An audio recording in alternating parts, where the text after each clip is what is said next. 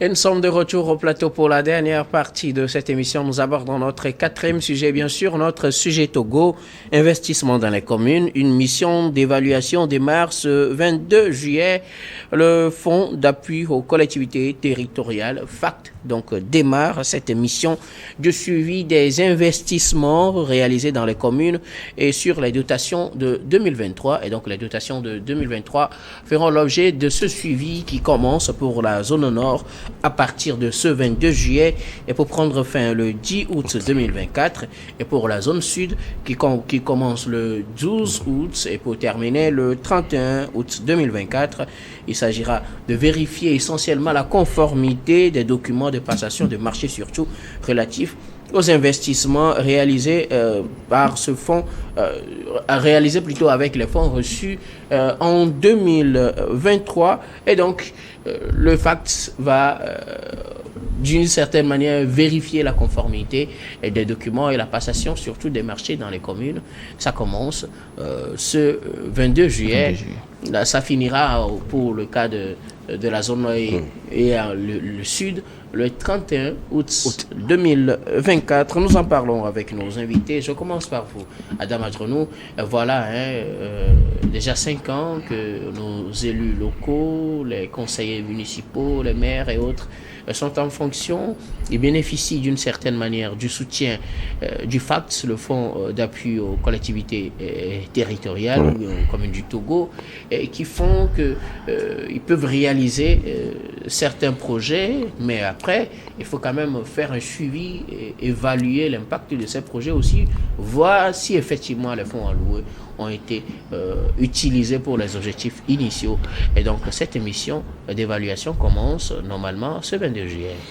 Oui, vous l'avez dit. Vous savez, le premier palier de la décentralisation, c'est justement l'élection des maires en 2019, où le Togo était critiqué à l'international pour n'avoir pas mis en place ces mécanismes de développement territorial liés donc aux communes.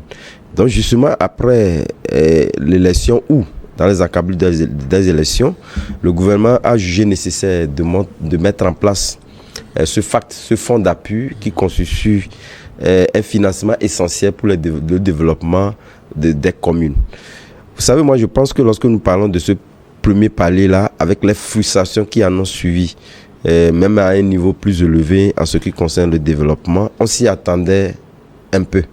On s'y attendait pour la simple et bonne raison que cette approche repose également la question des recrutements après l'installation de ces mairies-là. C'est vrai, la responsabilité ici est beaucoup plus partagée parce que d'abord, c'est notre première expérience en ce qui concerne la décentralisation. Je le disais tantôt, le premier palier de la décentralisation.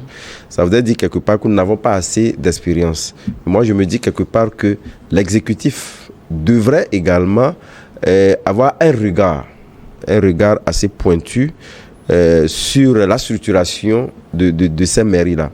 Mais vous savez, quelque part, c'était pas aussi mal fait. On a donné l'opportunité à ce que les collectivités ou les communes elles-mêmes puissent véritablement donc structurer au mieux. Puisque quelque part, lorsque vous êtes élu maire, quelque part, on vous attend au tournant avec un rapport qui jugera en réalité de la mise en œuvre ou la gouvernance de ces institutions-là. Je pense que cette approche-là n'avait pas été assez prise en compte dans, en tout cas, la structuration des communes, ce qui a fait qu'il y avait beaucoup de maladresse, où l'on n'a pas véritablement pensé aux résultats.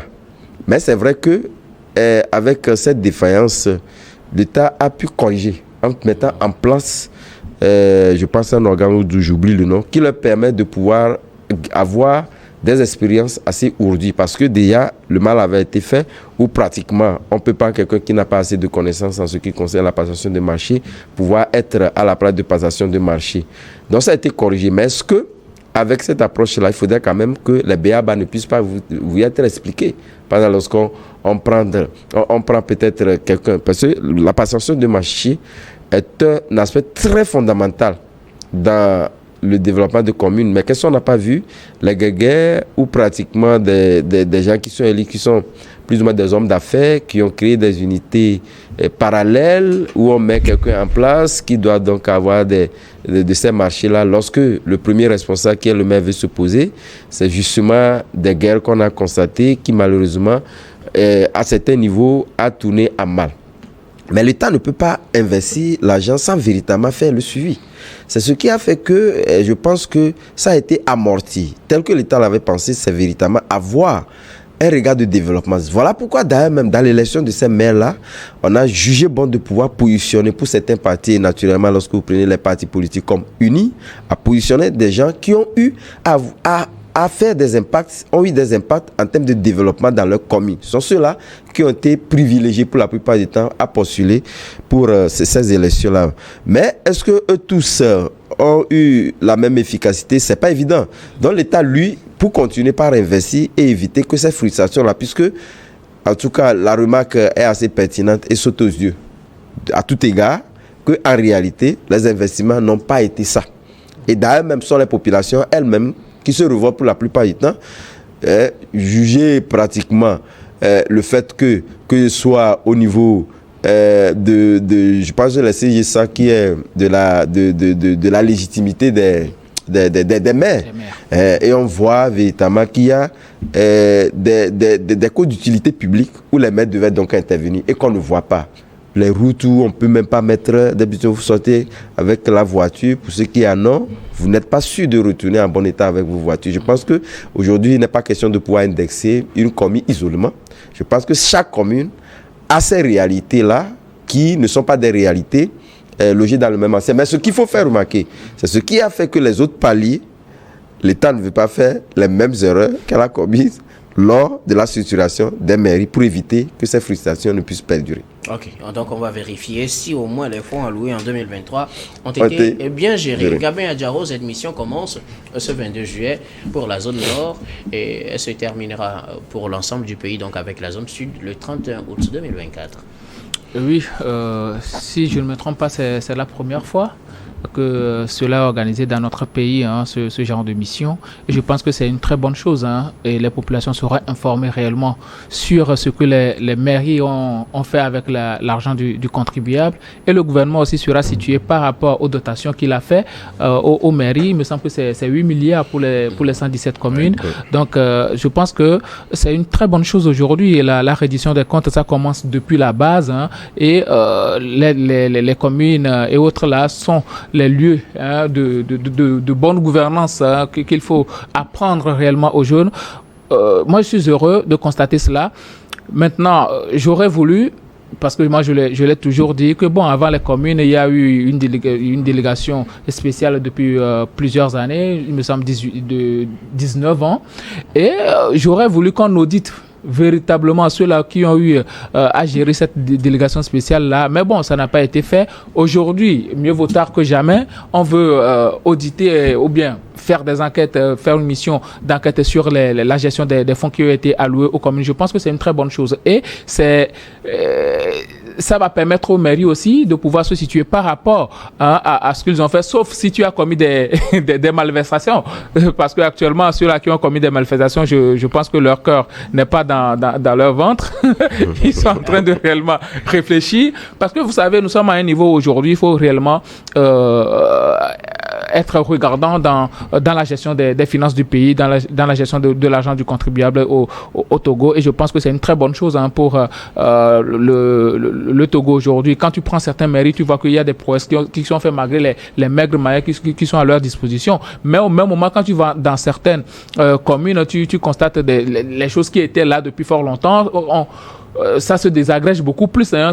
Bon, la question de savoir si réellement ils ont les moyens ou bien parce qu'à un moment il y a un maire qui a crié qu'il n'a même pas de fonds de roulement. Donc aujourd'hui il faut se poser la question de savoir s'il y a eu les moyens et que bon les fonds ont été détournés ou bien c'est parce qu'il n'a pas les moyens assez requis pour travailler qu'il n'a pas pu faire ce qu'il fallait. Donc pour moi aujourd'hui la meilleure des choses qu'on doit faire c'est d'enquêter réellement, auditer ces mairies-là, voir comment les marchés ont été donnés, parce que on a entendu des choses comme quoi certains maires ont eu aussi à créer des sociétés fictives et autres ou bien des sociétés écrans pour mettre des gens là-bas et détourner des marchés vers ces sociétés-là. Aujourd'hui, c'est le lieu pour qu'on sache réellement si c'est vrai ou si c'est faux.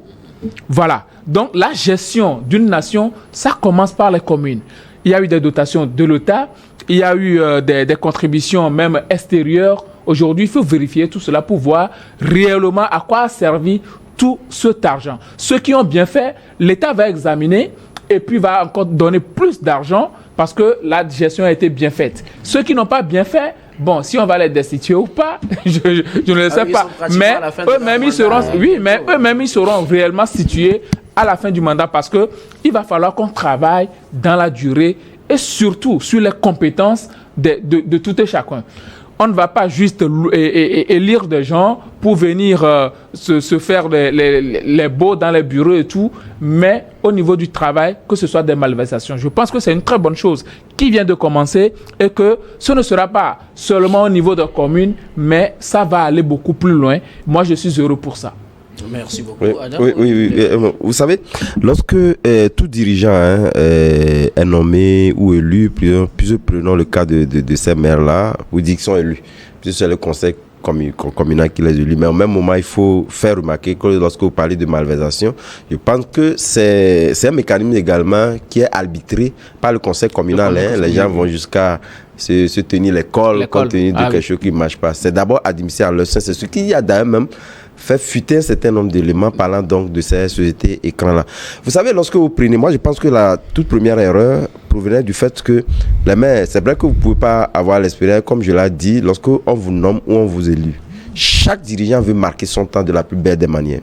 Mais au même moment, lorsque vous venez à la tête, c'est vrai, vous pouvez quand même, il faut humblement reconnaître véritablement ses faiblesses. Parce que l'administration communale, elle est structurée de la même manière que l'administration exécutive, il n'y a pas de différence. Oui, donc ça vous a dit quand même que le premier dirigeant doit avoir, en tout cas, des actifs hautement administratifs liés à son penchant qui a milité en sa faveur, lié à ses approches de développement dans la commune. Mais s'il appartient à l'exécutif ou au gouvernement de venir vous dire voilà les responsabilités qui sont les vôtres, mais vous reconnaissez quand même que vous êtes faible à ce niveau, est-ce que c'est le gouvernement qui viendra vous dire qu'il faut vous mettre au travail ou rehausser en tout cas le niveau pour être à la hauteur? Et c'est à chaque fois, lorsqu'il faut rédiger quelque chose, il faudrait quand même qu'il y ait un conseiller qui vienne vous le dire. Là, vous n'êtes pas efficace. Et certains maires, on l'a constaté, n'ont pas eu l'aimabilité d'abord de reconnaître ces faiblesses-là et de faire en sorte qu'on puisse rehausser le niveau et qu'après 2 ans, je me dis aujourd'hui, j'ai les manettes à main, je peux contrôler, je peux diriger. Ça n'a pas été le cas. Donc certains maires, bon gré, mal gré, ont été directement conduits dans le mur compte tenu du fait qu'ils n'ont pas pris l'occasion donc de pouvoir faire en sorte que eux-mêmes puissent avoir la manette à main, que de pouvoir se faire guider ou diriger par un conseil. Toujours, ça voudrait dire qu'il y aura toujours des maladresses. Et ces maladresses-là aujourd'hui seront mais ce que nous souhaitons, c'est que après en tout cas cette commission-là, qui en réalité est une commission où les recommandations, puisque quelque part c'est pour mieux recadrer en réalité au premier vue. C'est vrai que lorsqu'on constatera des malversations, etc., en tout cas il y aura un regard, il y a quelque chose qui serait dit, mais en réalité c'est pour leur permettre en sorte que de mieux les organiser, puisque les recommandations vont leur être portées pour mieux organiser aussi bien l'administration ou la passation des marchés, qui est le point culminant lié donc au développement, puisque tout l'argent collecté, etc., finit par là. Et lorsque c'est mal géré, de toutes les façons, tout à fait, votre bilan est négatif. Oui, le fonds a été initié en 2019, si je ne me trompe pas, ça a été initié en 2019. Et puisque nous sommes dans un processus de décentralisation et que nous allons installer bientôt les conseillers régionaux, il faut quand même aller à une finance saine de la gestion publique. C'est très important et je pense que le gouvernement est tourné vers cette gestion saine des finances publiques. Là, c'est la raison pour laquelle ils ont initié quand même cette mission pour essayer de voir de temps en temps ce qui a été fait de l'argent qui a été donné aux communes et tout, et avant de voir l'installation des conseillers régionaux et d'arriver quand même à assainir tout ça. Et maintenant, je pense que même à la prise de fonction des ministres auparavant, il y avait une feuille de route qui avait donné à ces ministres-là. Ça veut dire que l'État est tourné vers la gestion finance des deniers publics pour voir réellement ce qui est fait. Et il me semble que à la fin même, lorsque le ministre, la première ministre a donné la démission du gouvernement, qu'il y ait un travail interne qui est fait pour auditer quand même ce que ces ministres-là ont déjà eu à faire. Donc, je pense qu'on est en train de voir la gestion saine de l'argent public et tous ceux-là qui ont le donné public en main doivent en faire bon usage. C'est très important pour ces communes pour que lors des prochaines élections, s'ils se positionnent encore, qu'on puisse les élire. Mais si vous-même vous faites des choses bizarres et que la population est mise au courant par le biais du rapport qui va sortir, alors là vous-même, je ne pense pas que vous allez pouvoir vous positionner, mais aussi vous serez exposé aux sanctions que l'État va prévoir pour vous. Merci beaucoup. À vous, Adam, quelque chose à ajouter, une manière de préparer ceux qui voudront bien devenir candidats aux prochaines élections municipales, à savoir qu'il faut bien gérer les choses dès la base. Tout à fait. Je l'ai dit tantôt en parlant des maladresses au niveau même, aussi bien du choix, parce qu'il faut le dire, parce que comme je l'ai dit, c'est vrai que les choix ont milité en faveur d'un certain nombre d'approches qui ont été donc retenues. Mais au même moment, ce qu'il faut faire remarquer, c'est qu'aujourd'hui et après, en tout cas, c'est pas en 2019 et je pense que c'est en 2026. 2026 que nous aurons encore il faudrait quand même que ceux qui n'ont pas eu de célérité en ce qui concerne les développements, puisque les frustrations soient assez nombreuses au sein même de leur population, qu'ils puissent véritablement mettre des siens. C'est vrai que lorsque vous prenez, quoi qu'on dise, ce ne sont pas des fonds qui ont été donnés comme ça, parce que lorsque vous questionnez, certains maires vous diront les difficultés qu'ils ont à pouvoir donc rentrer dans ces fonds-là. C'est pas laissé comme ça, mais lorsque ça rentre, il faudrait quand même que, à part, je le disais tantôt, qu'on a mis une institution en place qui est logée à Blita, qui forme tous les paliers, de la décentralisation à les mettre au pas. Il faudrait quand même que les maires eux-mêmes puissent prendre conscience. Et moi, cela me tient beaucoup à cœur. C'est lorsque vous-même, vous êtes tenus informés des aspects de gouvernance, comme je l'ai dit, la gouvernance de la mairie n'est pas différente de la gouvernance de l'administration centrale. C'est la même chose. Donc, vous êtes appelés à faire doublement le travail. Puisque quelque part, on vous attend sur le plan social, mais sur le plan administratif également, on vous attend. Ça voudrait dire quelque part que de faire en sorte que les maires puissent réellement connaître le poids de la responsabilité qui leur est engagée en ce qui concerne la gouvernance de la mairie.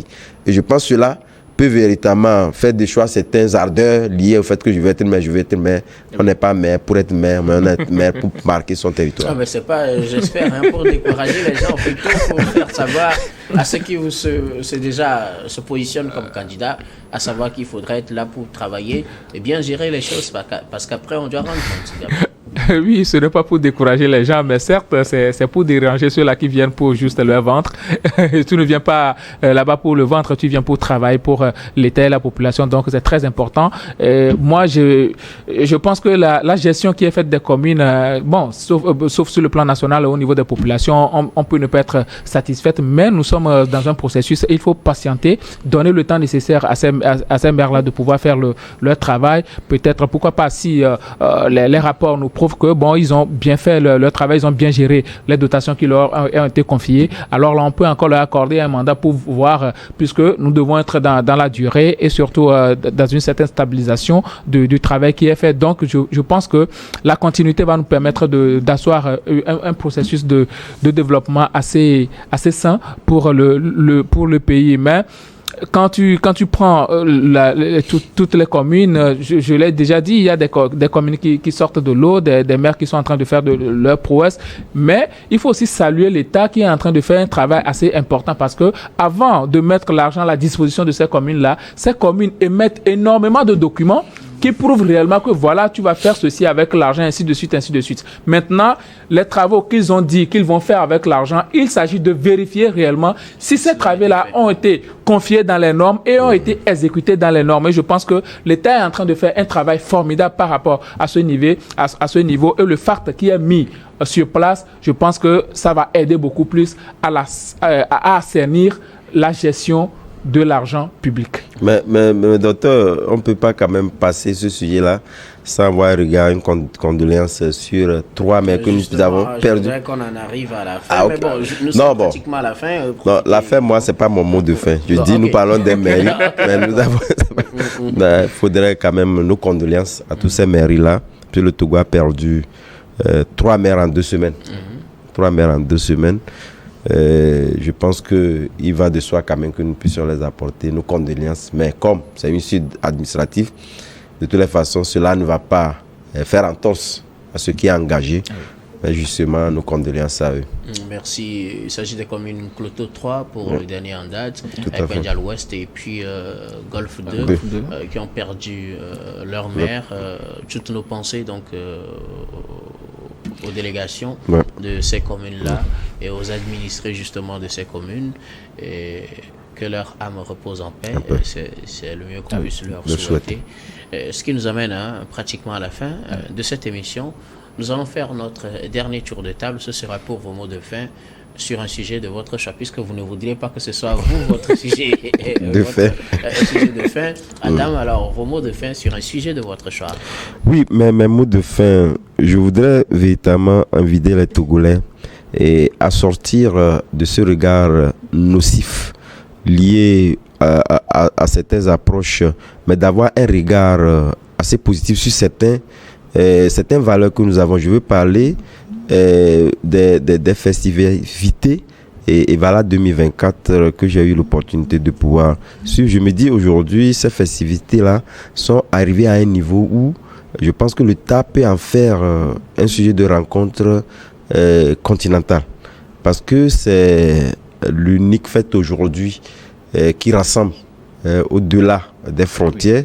C'est vrai que c'est rituel. C'est rituel, mais il n'est pas temps que l'on commence par mûrir les idées et au-delà de la valeur rituelle, faire de cette fête-là une grande rencontre continentale. Ça fera en sorte que le Togo puisse être davantage mieux vendu à l'international. Donc moi, c'est à cela que j'invite le ministre de la Culture à véritablement donc mûrir les idées et que les prochaines éditions soient aussi belles que ce que nous avions suivi cette année. Merci beaucoup à vous, Adam. Vous êtes journaliste, directeur de publication du journal Vision d'Afrique. Merci d'être passé sur ce plateau. C'est un plaisir, docteur. Voilà, donc qui ont pris fin ce week-end dans la région de la Kara. Ça avait débuté hier de cela une semaine. Gabin, vos mots de fin. Oui, je vais abonder dans le même sens que Adam, mais pas dans le cadre de rendre Evala africain ou bien même mondial. Les Evala viennent de finir. Beaucoup de personnes sont en train de se déplacer vers Lomé. Beaucoup de personnes sont encore là-bas. Donc, je prierai tout le monde d'être assez prudent sur la route, d'éviter l'excès de vitesse et surtout l'alcool au volant et tout ça, et de rentrer sain sauf. Les fêtes sont finies. Il ne faudrait pas qu'après on va au funérailles. Donc c'est très important d'être calme, d'être posé, d'être prudent, d'éviter les excès de vitesse et surtout d'éviter l'excès d'alcool. Et pour finir, j'aimerais encourager nos forces de l'ordre qui sont en train quand même de faire un travail formidable pendant que nous dormons. Eux, ils sont là en train de nous protéger, en train d'assurer notre sécurité. Courage à eux et tous nos encouragements. Merci beaucoup. À vous, Gabin Adjao, vous êtes juriste et directeur de cabinet Juris Consulting. Merci d'être passé sur ce plateau. Merci, docteur. Et toutes nos pensées également à nos forces armées, aux forces de sécurité, à tous ceux qui nous suivent. Nous arrivons ici à la fin de ce numéro de Regard Croisé. Merci à vous de nous avoir suivis. Merci à Yves Kofi Marounian Adjo à la réalisation, à Senyo Wampa et Prudence Makoui à la diffusion et à Stéphane Kouanou à la caméra. Je vous retrouve demain avec le même plaisir pour un autre numéro de Regard Croisé.